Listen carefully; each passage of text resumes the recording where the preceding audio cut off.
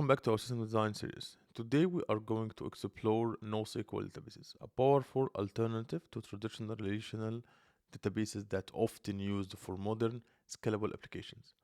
NoSQL databases are designed to handle large amounts of unstructured or semi-structured data while maintaining high flexibility, high availability, making them a popular choice for distributed systems and real-time applications. So, let's try to answer the question. What is exactly is a NoSQL database?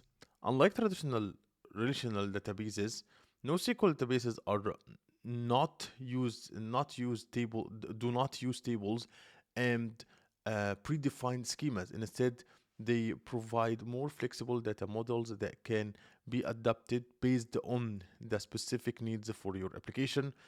The term NoSQL simply means not only SQL, and it covers a variety of databases types, each with its own data model. So let's take a look at the four main types. The first thing will be the document stores. These databases store data as documents, typically in JSON or based on format. Each document can contain a nested fields and different structures, making it quite easy to handle complexity, evolving data. Yeah, so popular examples include MongoDB, CouchDB. Document stores are ideal for content management systems, blogs, and applications where data structure is flexible and constantly evolving. Number two, we have key value stores. In key value stores, in a key value store, data is stored as a simple pair consisting of a unique key and a value. This model is straightforward and efficient for quick lookups. Examples include like Redis and DynamoDB.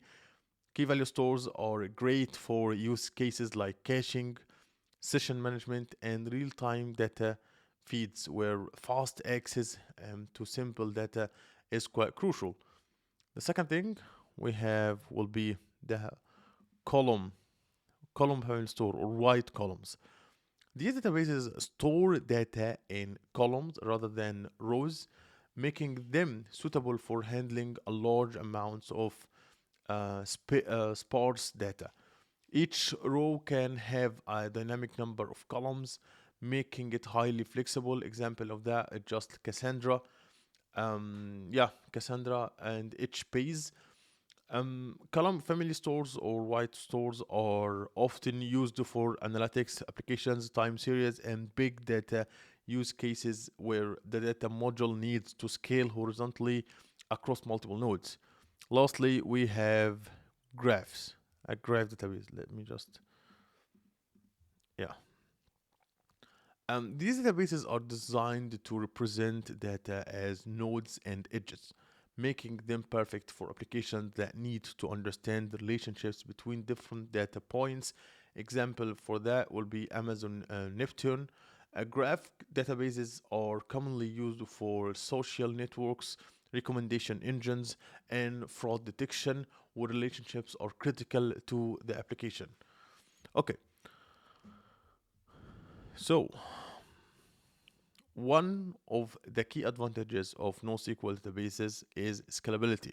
Most NoSQL databases are designed to be horizontally scalable, which means that you can add more servers to handle more data and traffic rather than upgrading a single server. This makes them well suited for applications that needs to grow rapidly and handle large amount of data, such as social media platforms, online gaming, and IoT systems.